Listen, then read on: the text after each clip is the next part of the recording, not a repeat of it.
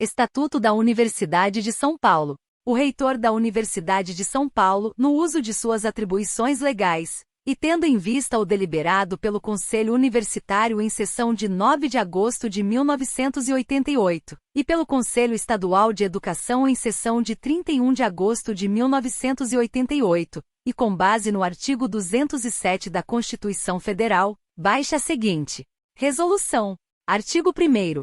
Fica aprovado o Estatuto da Universidade de São Paulo, anexo a esta resolução. Artigo 2º. O Estatuto passará a viger a partir de 1º de novembro de 1988. Reitoria da Universidade de São Paulo, ao 7 de outubro de 1988. José Goldenberg. Reitor. Estatuto da Universidade de São Paulo. Título I da Universidade e seus fins. Artigo 1º. A Universidade de São Paulo, USP, criada pelo Decreto 6.283, de 25 de janeiro de 1934, é autarquia de regime especial com autonomia didático-científica, administrativa, disciplinar e de gestão financeira e patrimonial. Artigo 2º. São fins da USP. E promover e desenvolver todas as formas de conhecimento por meio do ensino e da pesquisa. Segunda, ministrar o ensino superior visando a formação de pessoas capacitadas ao exercício da investigação e do magistério em todas as áreas do conhecimento, bem como a qualificação para as atividades profissionais. Terceira, estender à sociedade serviços indissociáveis das atividades de ensino e de pesquisa. Artigo 3º. A USP, como universidade pública, sempre aberta a todas as correntes de pensamento, reger-se-á pelos princípios de liberdade de expressão, ensino e pesquisa. Título 2º, da Constituição da Universidade. Artigo 4. A USP cumpre seus objetivos por meio de unidades, museus, órgãos de integração e órgãos complementares, distribuídos em campi. Alterado pelas resoluções nos 5.492/2008 e 5.900/2010.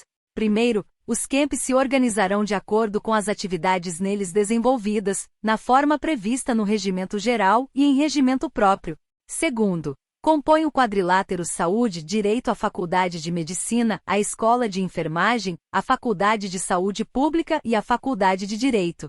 Alterado pela Resolução 7.890/2019. Terceiro, compõe a área da universidade localizada na zona leste da capital, área capital leste, a Escola de Artes, Ciências e Humanidades. Acrescido pela Resolução nº 7.196/2016.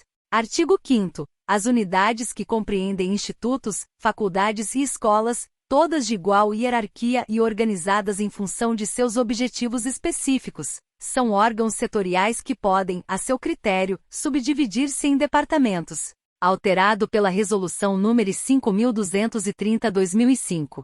Parágrafo único. As unidades, os museus, os órgãos de integração e os órgãos complementares serão discriminados no Regimento Geral. Alterado pela Resolução nº 5.900/2010. Artigo 5º-A. Os museus serão organizados em função das respectivas missões, objetivos e estratégias de gestão acadêmica, pautadas no processo curatorial vinculado aos acervos.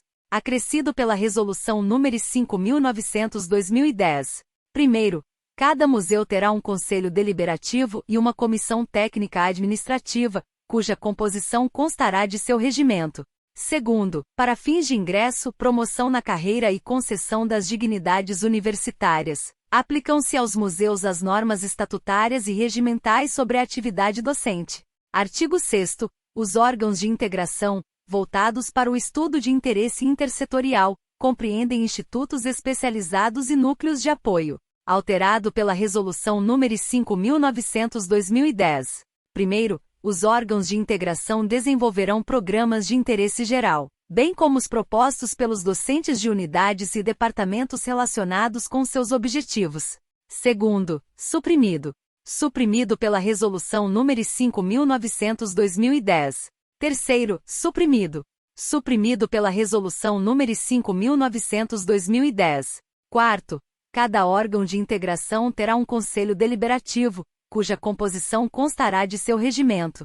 Artigo 7º. O pró-reitor poderá criar núcleos de apoio às atividades fim da pró-reitoria, com o objetivo de reunir especialistas de um ou mais órgãos e unidades em torno de programas de pesquisa, de pós-graduação ou de extensão universitária de caráter interdisciplinar ou, ainda, para a constituição de laboratórios de uso comum, após ouvido o Conselho Central respectivo, a Comissão de Orçamento e Patrimônio e, em instância final, a Comissão de Atividades Acadêmicas, alterado pela Resolução nº 5.928/2011.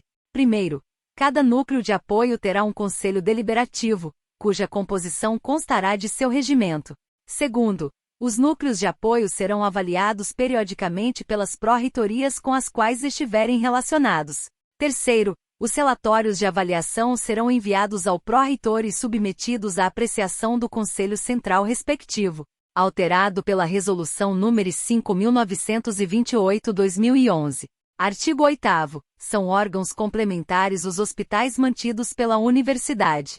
Parágrafo único. Cada órgão complementar terá um conselho deliberativo, cuja composição constará de seu regimento. Artigo 9º. Entidades estranhas à universidade poderão associar-se à USP para fins didáticos e científicos, preservando sua autonomia.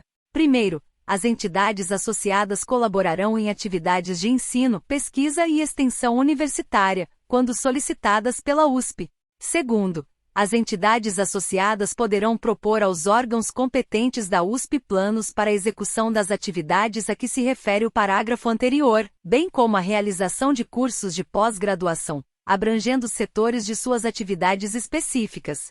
Artigo 10. A critério do Conselho Universitário, e consideradas as necessidades da comunidade, outros órgãos de atividades fim, abrangendo novas áreas do conhecimento, poderão ser criados ou integrados na universidade, para o efeito da execução ou expansão de suas atividades. Artigo 11. É vedada a duplicação de meios para fins idênticos ou equivalentes no mesmo município.